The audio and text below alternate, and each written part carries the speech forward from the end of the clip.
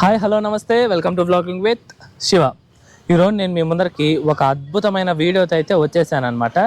ఈరోజు మనం చూడబోయే ఒక ప్రదేశం ఏంటంటే మన తిరుపతి నుండి 48 కిలోమీటర్ల దూరంలో ఉన్న కార్వేటి నగరంలోని స్కంద పుష్కరిణిని అయితే మనం చూడబోతున్నాం. ఇంతకీ ఏంటి స్కంద పుష్కరిణి అంటే ప్రపంచంలోనే 3వ అతిపెద్ద పుష్కరిణి అయితే ఇదే అన్నమాట. దీన్ని 400 సంవత్సరాల క్రితం వెంకట పెరుమాళ్ రాజా వారైతే నిర్మించారు ఈ యొక్క పుష్కరిణిని. ఈ యొక్క పుష్కరిణిలో మనకి ఎన్నో అద్భుతమైన శిల్పాలతో పాటు ఎన్నో అద్భుతమైన విషయాలు కూడా ఉన్నాయి. అవన్నీ మనం అక్కడికి వెళ్ళి పూర్తిగా అయితే తెలుసుకుందాం. వీడియోని లైక్ చేసి స్టార్ట్ చేయండి. సబ్స్క్రైబ్ చేయని వాళ్ళు మన ఛానల్ని అయితే సబ్స్క్రైబ్ చేసుకోండి.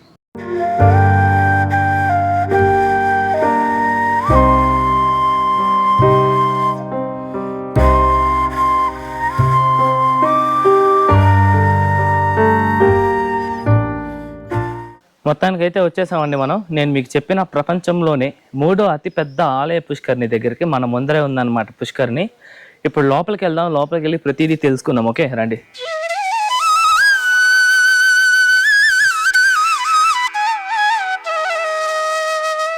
చాలా బాగుందండి పుష్కరిణి, పెద్దదిగా ఉంది. ప్రపంచంలోనే 3వ అతి పెద్దదంటే ఆ మాత్రం ఉంటుందిలేండి. మనకి ఇక్కడ ఎంట్రన్స్లోనే మనకి ఇక్కడ చాలా బొమ్మలు అయితే మెట్ల మీద అయితే చెక్కబడి ఉన్నాయి. చేపలవి, అలాగే 2 పక్షులవి, అలాగే కొన్ని పూల డిజైన్స్తో పాటు చాలా చాలా అద్భుతంగా ఉంది. ఇదేదో సాగర్ కన్య అనుకుంటా, బాగుంది. చాలా బాగా అయితే మెట్ల మీద అయితే చెక్కబడి ఉందన్నమాట. ఇదే నేను మీకు చెప్పిన అతి పెద్ద పుష్కరిణి, ప్రపంచంలోనే 3వ అతి పెద్దది. రండి మనం ఇంకా ముందరకెళ్ళి ప్రతిదీ పిన్ టు పిన్ అయితే తెలుసుకుందామా.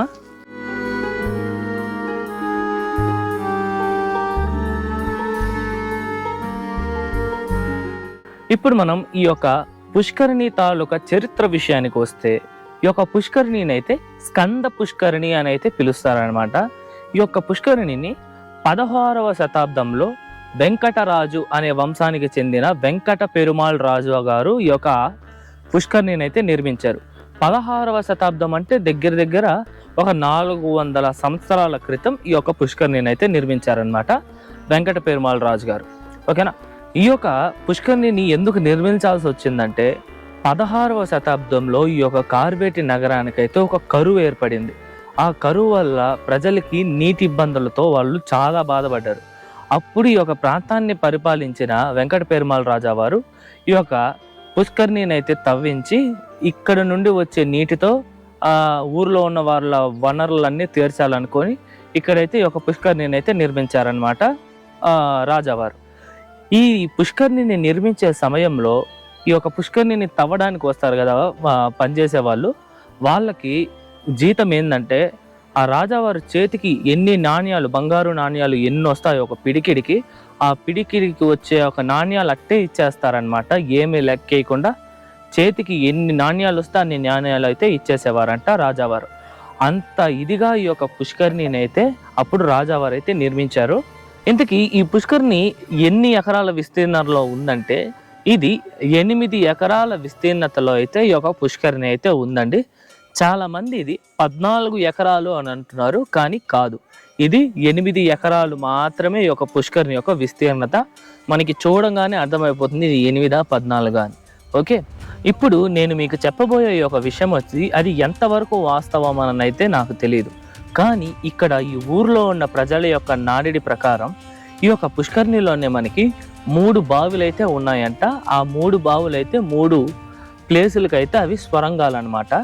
దాంట్లో ఒక బావిలో అయితే ఏకంగా వజ్ర వైడూర్యాలను అయితే అప్పుడు రాజుల వారైతే దాంట్లోనే అయితే దాచిపెట్టేవారంట. ఈ యొక్క పుష్కరిణి నిర్మించిన తర్వాత నుండి వాళ్ళ యొక్క సంపద అంతా ఇక్కడ ఉండే ఒక బావిలో అయితే దాచిపెట్టేవారంట.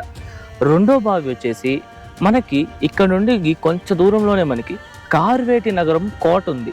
ఆ ఒక కోటకి ఆ ఒక బావి వచ్చేసి మార్గం అని అయితే చెప్తారు. మీకు ఆ ఒక కోటలో కూడా మనకి ఒక స్వరంగం అయితే ఉందన్నమాట. దాని తర్వాత ఆర్కియాలజీ డిపార్ట్మెంట్ వాళ్ళు ఒక స్వరంగాన్ని అయితే క్లోజ్ చేశారు. ఇంకోటి 3వ బావిలో వచ్చేసి ఆ ఒక్క బావి నుండి మన వేణుగోపాల స్వామి వారి ఆలయానికైతే ఒక స్వరంగం అయితే ఉంది అని అయితే ఇక్కడ ప్రజల యొక్క మాట అనమాట. ఇది నేనైతే నమ్మట్లేదు, ఎందుకంటే మనం ఎక్కడా చూడలేదు, దీని గురించి ఎక్కడా చెప్పలేదు. కానీ ఇక్కడ గ్రామస్తులు మాత్రం దీన్ని అయితే బలంగా అయితే నమ్ముతారంట. ఆ ఒక బావి వచ్చి అమావాస్య రోజు అయితే ఓపెన్ అవుతుందంట. కానీ అది ఏ అమావాస్య అనేది మాత్రం ఎవ్వరికీ తెలియదంట. ఇంకోటి ఏమంటే రీసెంట్గానే ఒక కోనేరులోని వాటర్ అన్నిటిని బయటకు తీశారు. ఆ బయటకు తీసినప్పుడు కూడా 2 బావులను అయితే చూశారని అయితే చెప్తున్నారనమాట ఈ గ్రామస్తులు. ఇది ఎంతవరకు నిజం? మీరు ఈ వీడియో చూస్తున్న వాళ్ళకి దీని గురించి ఏమన్నా ఐడియా ఉంటే కామెంట్లో చెప్పండి. తెలియని వాళ్ళు ఎవరన్నా ఉంటే తెలుసుకుంటారు, అలాగే నేను కూడా తెలుసుకుంటాను. ఓకే, మీకు థంబ్నెయిల్ చూసో లేకపోతే టైటిల్ చూసో ఒక డౌట్ వచ్చి ఉంటుంది. ఏంటంటే చాలామంది యూట్యూబ్లో ఈ యొక్క పుష్కర్ని ప్రపంచంలోనే 2వ అతిపెద్ద పుష్కర్ని అని అయితే అంటున్నారు. కానీ నువ్వేంది ప్రపంచంలోనే 3వ అతిపెద్ద పుష్కర్ని అంటున్నావు అనే ఒక డౌట్ అయితే మీకు వచ్చే ఉంటుంది. దానికి నేను ఈ యొక్క వీడియోలో మీకు క్లియర్ కట్గా మీకు విత్ ప్రూఫ్స్తో సహా ఎక్స్ప్లెయిన్ చేయబోతున్నాను. అది ఏంటంటే అసలు ఈ యొక్క మొత్తం ప్రపంచంలోనే అతి పెద్ద పుష్కరిణి ఏడన్నా ఉందంటే తమిళనాడులోని మన్నార్గుడిలోని హరిద్రనాథి అనే ఒక ఆలయ పుష్కరిణి ప్రపంచంలోనే అన్నిటికన్నా పెద్దది. రెండోది వచ్చి మదురైలోని మదురై తెప్పకుళం, ఇది వచ్చేసి 16.7 ఏకర్స్ ఉంటుంది. మీకు ఫస్ట్లో చెప్పిన మన్నార్గుడి వచ్చేసి 23 ఏకర్స్ అయితే ఉంటుంది. ఇంతకీ 3వ అతిపెద్ద పుష్కరిణి వచ్చేసి చాలా మందికి ఈ యొక్క స్కంద పుష్కరిణి ఉందనేదే కూడా తెలీదు.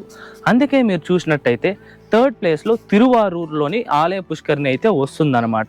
ఈ పుష్కరిణి ఎవ్వరికీ తెలియదు కావున ఈ పుష్కరిణి గురించి ఎటువంటి రికార్డ్స్ అయితే లేవండి. మీరు గూగుల్లో కూడా చెక్ చేసి చూస్తే ప్రపంచంలో 3rd అతిపెద్ద ఆలయ పుష్కరిణి అయితే మీకు తిరువారూరే వస్తుంది. అది 6.7 ఏకర్స్, కానీ ఇది 8 ఏకర్స్ అయినప్పటికీ కూడా ఇదే అతిపెద్ద ఆలయ పుష్కరిణి. 3వ అతిపెద్ద ఆలయ పుష్కరిణి అయితే ఎక్కడా ఉండదు.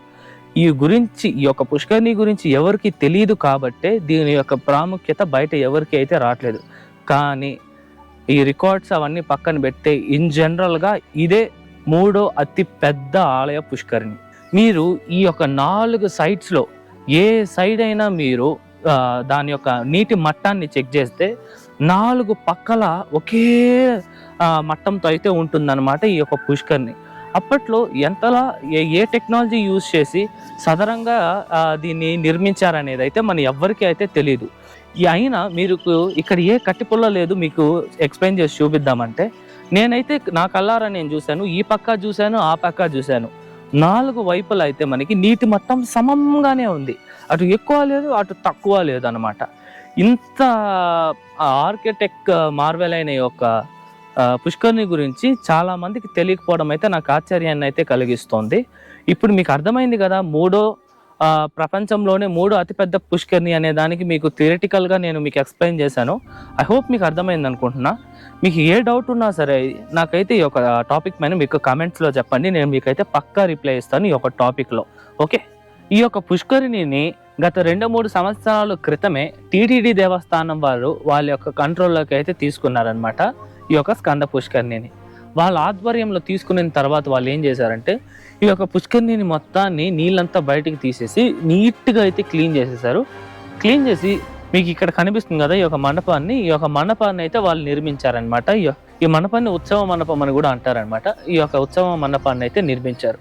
అలాగే ఈ యొక్క కోనేరు మనకి 2 ఆలయాలకి ఆలయ కోనేరు అనమాట. ఒకటి మీరు ఇంతకు ముందు వీడియోలోనే చూసుంటారు, 16వ శతాబ్దంలో నిర్మించిన వేణుగోపాల స్వామి వారి యొక్క ఆలయానికి ఈ యొక్క పుష్కరిణి అనమాట, ఈ యొక్క స్కంద పుష్కరిణి.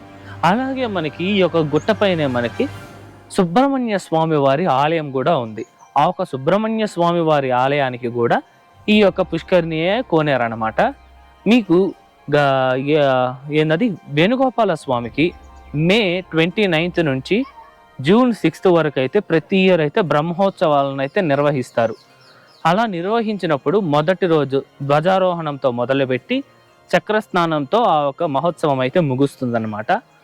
అప్పుడు ఈ యొక్క కోనేరుని అయితే వాడేవారనమాట ఆ ఒక బ్రహ్మోత్సవాలప్పుడు. ఇది బ్రహ్మోత్సవమే ఆల్రెడీ జరుగుతోంది. ఈరోజు మేము వచ్చిన టైంకి అయితే స్వామివారు మోహిని అవతారంలోకి అయితే కనిపించారనమాట. లాస్ట్ రోజు అంటే 8వ రోజు అయితే రథోత్సవం జరుగుతుంది. 9వ తేదీ చక్రస్నానం. ఆ చక్రస్నానం రోజు స్వామివారు అయితే ఇక్కడికి వస్తారనమాట ఈ యొక్క స్కంద పుష్కరిణికి. మనకి ఇక్కడ ఎన్నో అద్భుతమైన అలాగే రకరకాలైన కార్వింగ్స్ అయితే మనకి ఈ పుష్కరిణి యొక్క మెట్ల పైన అయితే చెక్కబడి ఉన్నాయి. అందులో మనం కొన్ని డిఫరెంట్గా ఉండేటివైతే మనం చూద్దాం. దాంట్లో మొదటిది ఇక్కడ మీరు చూస్తున్న ఈ యొక్క నాగబంధనం యొక్క శిల్పం. మీరు ఇక్కడ చూసినట్టయితే 1, 2, 3, 4 ఒక 6 పాములు మెలేసుకొని ఇక్కడ మనకి వాటి యొక్క తల పడగలైతే కనిపించినట్టు ఒక కార్వింగ్. పడగలైతే మనకి కాలక్రమేణా అరిగిపోయాయి, కానీ మనకి ఈ యొక్క పాములు మెలేసుకొని ఈ యొక్క నాగబంధనం అయితే మనకి చాలా క్లియర్ కట్గా అయితే కనిపిస్తుంది అనమాట. అలాంటి నాగబంధనం అయితే మనకి ఈ యొక్క మెట్ల మీద అయితే ఉందన్నమాట. ఇలాంటివి ఇంకొన్ని ఉన్నాయి, అవి ఒక్కొక్కటిగా చూద్దాం పదండి. ఇక్కడ మనం వస్తున్నప్పుడు మనకి ఇంకొక డిఫరెంట్ అయిన స్ట్రక్చర్ అయితే మనకి కనిపిస్తుంది. ఇక్కడ మీరు చూసినట్టయితే ఈ యొక్క బాడీ పార్ట్ మొత్తం మనకైతే ఫిష్ అనమాట. ముందర చూసినట్టయితే మనకి మొత్తం ఏనుగు యొక్క తల. ఇదేదో కొంచెం డిఫరెంట్గా ఉంది కదా ఈ యొక్క కార్వింగ్. ఇలాంటి ఎన్నెన్ని డిఫరెంట్స్ ఉన్నాయో మనకైతే కనిపించట్లేదండి.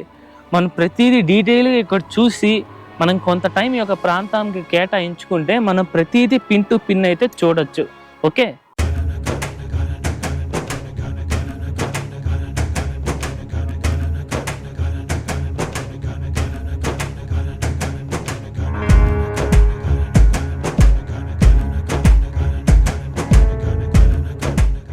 ఇదండి వాళ్ళ వీడియోలో ఉంది. నచ్చిందా? ఐ హోప్ మీకు ఈ యొక్క పుష్కరిణి తాలూకు స్థల పురాణం అవంతా అర్థమైంది అనుకుంటున్నా. మీకు ఎటువంటి డౌట్స్ ఉన్నా సరే కామెంట్స్లో చెప్పండి. అలాగే ఈ వీడియో ముందు వరకు మన ఛానల్లో కాణిపాక వినాయక స్వామి గుడి, అలాగే కాణిపాకంలోని పురాతనమైన మణికంఠేశ్వర స్వామి, అలాగే వరదరాజస్వామి వారి ఆలయాలతో పాటు అర్ధగిరి ఆంజనేయ స్వామి వారి వీడియో కూడా ఉంది. ఆ 3 లింక్స్ డిస్క్రిప్షన్లో ఇచ్చాను. అలాగే ఈ కార్వేటి నగరంలోని పురాతన ఆలయమైన వేణుగోపాల స్వామి వారి ఆలయాన్ని కూడా మీకు మన ఛానల్లో అయితే పెట్టాను. ఆ వీడియో లింక్ కూడా మీకు డిస్క్రిప్షన్లో ఉంది, చెక్ చేయండి. ఈ వీడియోలో ఉంది, నచ్చిందా? నచ్చితే లైక్ చేయండి, షేర్ చేయండి, సబ్స్క్రైబ్ చేయండి. మీ ఫ్రెండ్స్ అండ్ ఫ్యామిలీస్కి ఈ వీడియోని అయితే షేర్ చేయండి. మరొక మంచి వీడియోతో మీ ముందరకు వస్తే అంతవరకు మీ శివవరప్రసాద్ సైనింగ్ ఆఫ్.